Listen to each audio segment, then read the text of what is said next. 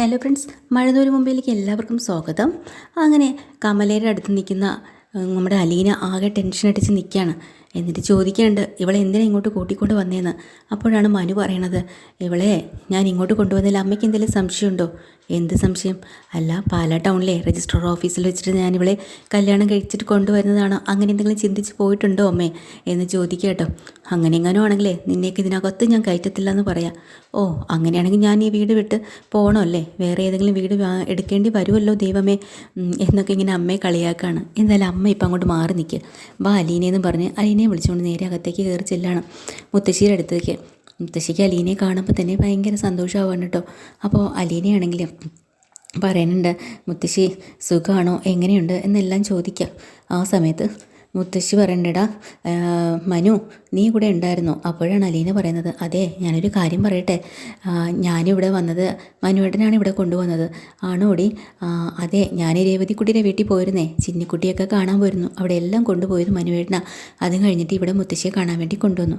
അത് ശരി എടാ, അപ്പം നീ ഇവളെയും കൊണ്ട് എല്ലാവരും പോയിട്ടാണ് വരുന്നതല്ലേ? അതേ മുത്തശ്ശി. മുത്തശ്ശി ഇനി എന്നാ അങ്ങോട്ട് വരുന്നതെന്ന് ചോദിക്കുക. മോളെ, വൈജി അവിടെ ഇല്ലല്ലോ, പിന്നെ ഞാനെങ്ങനെയാണ് വരുന്നത്? അതിനിപ്പോൾ എന്താ, ബാലചന്ദ്രൻ്റെ മകളൊക്കെ ഇല്ലേ? ഓ, അതൊക്കെ ശരിയാ.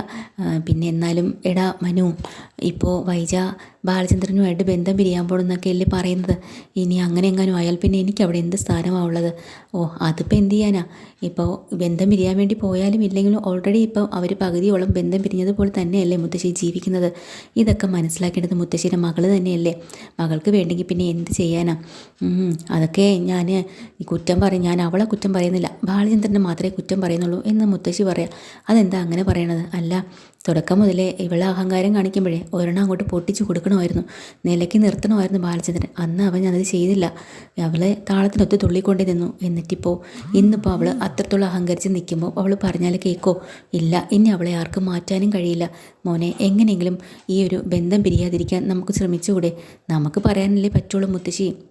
എന്താ ചെയ്യാൻ പറ്റുക? അത് ആൻറ്റി തന്നെ വിചാരിച്ചാലേ പറ്റത്തുള്ളൂ. എന്തായാലും വരണത്ത് വെച്ച് നമുക്ക് കാണാം എന്നൊക്കെ പറഞ്ഞ് യാത്ര പറഞ്ഞ് അവരെ ഇറങ്ങുവാണ്. അതൊക്കെ കഴിയുമ്പോൾ പുറത്തേക്ക് ഇറങ്ങുമ്പോൾ തന്നെ കമല വീണ്ടും ചോദിക്കുന്നുണ്ട്, എടാ നീ എങ്ങോട്ടാണ് പോകുന്നത്? അലീനെ ഞാനല്ലേ കൂട്ടിക്കൊണ്ടുവന്ന്, അവളെ വീട്ടിൽ കൊണ്ട് വിടണ്ടേ? ബസ്സിന് പൈസ കൊടുത്താൽ ബസ് കയറി പോവില്ലേ? അല്ലെങ്കിൽ ഓട്ടോ പിടിച്ച് കൊടുക്ക്, പോയി ഇറങ്ങട്ടെ. നീ എന്തിനാ ഇവിടേക്ക് പുറകെ നടക്കുന്നത്? അമ്മ എന്തിനാ ഇത്രയ്ക്ക് ടെൻഷൻ ആവുന്നത്? അവളെ ഇങ്ങോട്ട് കൊണ്ടുവന്നത് അങ്ങനെയല്ലേ, അതുപോലെ കൊണ്ടുവിടേണ്ട ഉത്തരവാദിത്വം എനിക്കില്ലേ? പിന്നെ നീ അങ്ങ് തലേ കയറ്റി വെച്ചോ. അവളെ ഇവിടെ ഒന്നും പറയുന്നില്ല, കണ്ട വീട്ടിലെ ജോലിക്കാരി. അമ്മേ, അവളിവിടെ വന്നതും ഇവിടെ കൊണ്ടുവന്നതും ഒക്കെ ഞാൻ തന്നെയാണ്. പക്ഷേ ഇവൾ ജോലിക്കാരി ആയിരുന്നായിരിക്കും അന്ന്. ഇന്ന് അവൾ ബാലചന്ദ്രൻ അങ്കിളിൻ്റെ മകളാണ്, ആ സ്ഥാനം അവൾക്ക് കൊടുക്കണം. എൻ്റെ പട്ടി കൊടുക്കും. പിന്നെ നീ അവളെ ഞാൻ ചൂലുകൊണ്ടടിക്കും, പിന്നെ അടിക്കും. നീ ഒരു കാര്യം ചെയ്തോ, അവളെ തലയിൽ കയറ്റി വെച്ച് നടന്നു എന്ന് പറയാം. അപ്പോഴത്തേക്കിനും മനു പറയാം, ഞാൻ തലയിൽ അമ്മയെ കയറ്റി വെച്ചുകൊണ്ട് വരുന്നത്, ഞാൻ കാറിലല്ലേ കൊണ്ടുവന്നത്. ഇടാ നിന്നെ ഇപ്പം ഞാൻ എന്നും പറഞ്ഞുകൊണ്ട് അലീനയും കൂട്ടിക്കൊണ്ട് പോവുക കേട്ടോ. അവർ പോകുന്ന വഴിക്ക് അലീന ചോദിക്കുന്നുണ്ട്, നമുക്ക് അച്ഛനെ ഒന്ന് വിളിച്ചാലോ, അച്ഛനോട് കാര്യങ്ങൾ പറഞ്ഞാലോ? എടി, നമ്മൾ വീട്ടിലേക്കല്ലേ പോകുന്നത്, പിന്നെന്താ? അല്ല, ചിലപ്പോൾ ഇനി നേരെ കട തുറക്കാൻ അച്ഛൻ ജ്വല്ലറിയിലെങ്ങാനും പോയിട്ടുണ്ടെങ്കിൽ വീട്ടിലാരും കാണില്ല, താക്കോലും കാണില്ലല്ലോ.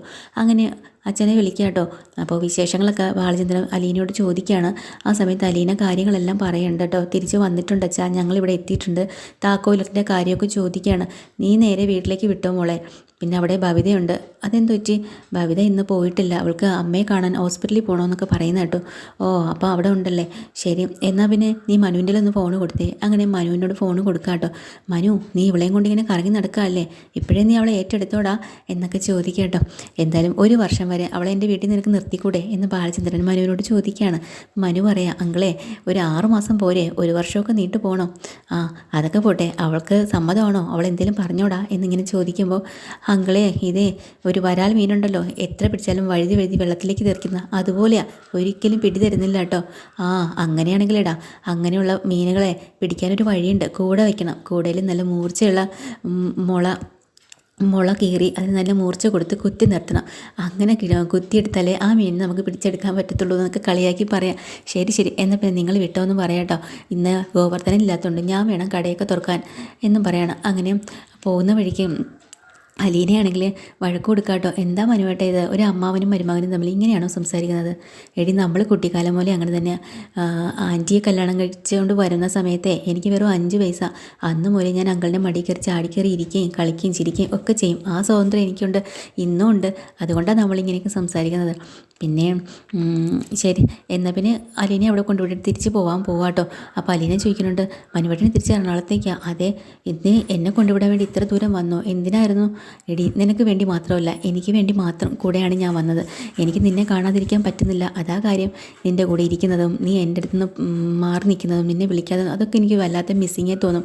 ഇപ്പോൾ ഈ നിമിഷം നീ ഇവിടുന്ന് ഇറങ്ങില്ലേ വണ്ടിയിൽ നിന്ന്, ആ നിമിഷം മുതൽ എനിക്ക് വല്ലാത്തൊരു മിസ്സിങ് കേട്ടോ എന്നൊക്കെ ഇങ്ങനെ പറഞ്ഞിട്ട് കൈ കൊടുക്കുന്നുണ്ട് കേട്ടോ അലീനയ്ക്ക്. അലീന ആ കൈ ഇങ്ങനെ മനുവിനും കൊടുക്കുകയാണ്.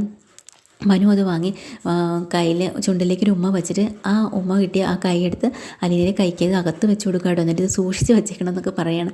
അങ്ങനെ അലീനയും മനുവും തമ്മിൽ കാറിനകത്ത് വെച്ച് പരസ്പര ഇഷ്ടങ്ങളൊക്കെ കൈമാറുവാണ്. അത് കഴിഞ്ഞ് അലീന യാത്ര പറഞ്ഞ് ഇറങ്ങും കേട്ടോ. നേരെ വീട്ടിലേക്ക് ചെന്ന് കയറുവാണ്. ഭവിത എന്തായാലും ഉണ്ടല്ലോ എന്ന് വെച്ചിട്ട് പുറത്തൊരു ബൈക്ക്, പരിചയമില്ലാത്തൊരു ബൈക്ക് ഇരിപ്പുണ്ട്.